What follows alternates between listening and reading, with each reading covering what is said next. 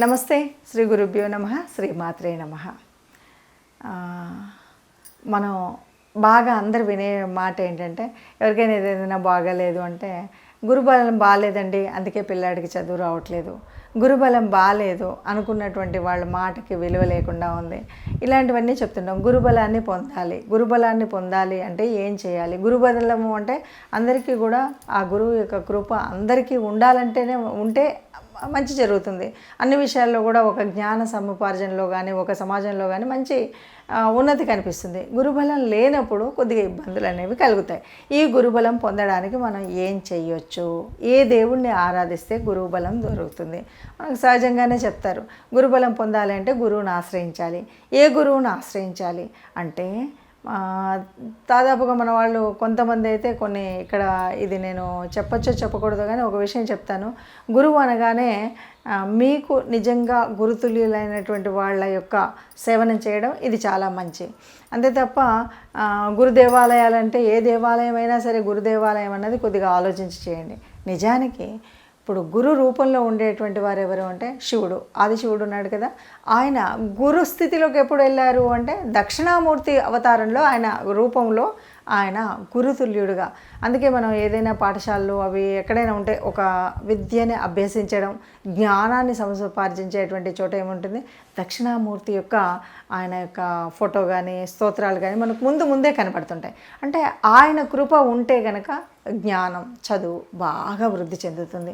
అందుకని ఇప్పుడు దక్షిణామూర్తి రూపంలో ఉన్నటువంటి ఆయన యొక్క స్తోత్రాలు చదవడం, దక్షిణామూర్తిని ఆరాధించడం, దక్షిణామూర్తి యొక్క దేవాలయాలు కనిపించాయా లేదా అన్నది నేను చెప్పను, కానీ మీరు శివాలయానికి వెళ్ళిన దక్షిణామూర్తి స్తోత్రాన్ని చదువుకోండి.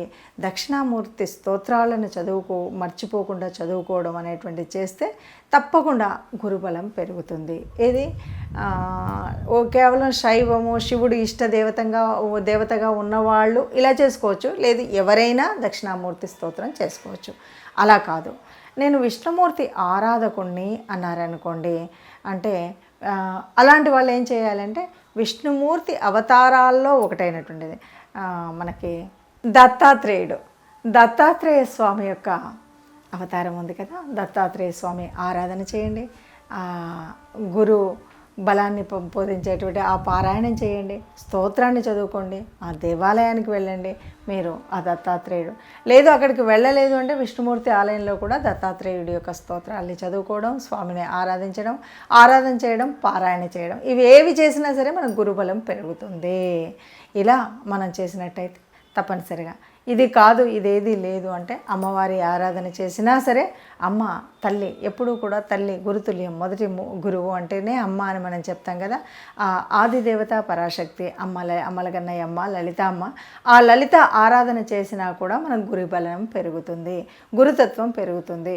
కాబట్టి మీరు వీలైతే లలితామారు శ్రీమాత శ్రీ మహారాజ్ఞి శ్రీమత్ సింహాసనేశ్వరి చిదగ్నికుండ సంబోధ ఆ తల్లి యొక్క ఆరాధన చేయండి. ఆ తల్లి లేదు స్తోత్రాలన్నీ చదువుకోవడం మా వల్ల కాదు అంటే తప్పనిసరిగా శ్రీమాత్రే నమః అన్నది ఒక నిత్య నామ సంకల్పంగా పెట్టుకొని దాన్ని పూర్తిగా చెప్పుకుంటూ ఉంటే కనుక తప్పకుండా గురుబలం పెరుగుతుంది. గురుబలం పెరిగితే లాభం ఏంటంటే మనం చదవాలనుకున్న చదువు కానీ మనం ఇప్పుడు అది హైయర్ ఎడ్యుకేషన్ అవ్వచ్చు, ఒక మంత్రోపాసన అవ్వచ్చు, ఇంకేదైనా అవ్వచ్చు, జ్ఞాన సముపార్జన చేయడానికి గురుబలం బాగా ఉండాలి. మనం చెప్పేటువంటి మాట 10 మంది ఆలకించి దాని యొక్క విలువ పెరగాలి అంటే గురుబలం పెరగాలి. కాబట్టి గురుబలాన్ని పెంచుకునేటువంటి ప్రయత్నంలో తప్పనిసరిగా దక్షిణామూర్తి ఆరాధన కానీ, దత్తాత్రేయుల ఆరాధన కానీ, అమ్మ లలితమ్మ ఆరాధన కానీ చేయండి. గురుబలాన్ని పెంచుకునేటువంటి ప్రయత్నం చేయండి. గురుబలం పొందితే మనమే గురుతుల్యులుగా నలుగురికి ఉండే విధంగా ఉండగలుగుతాం.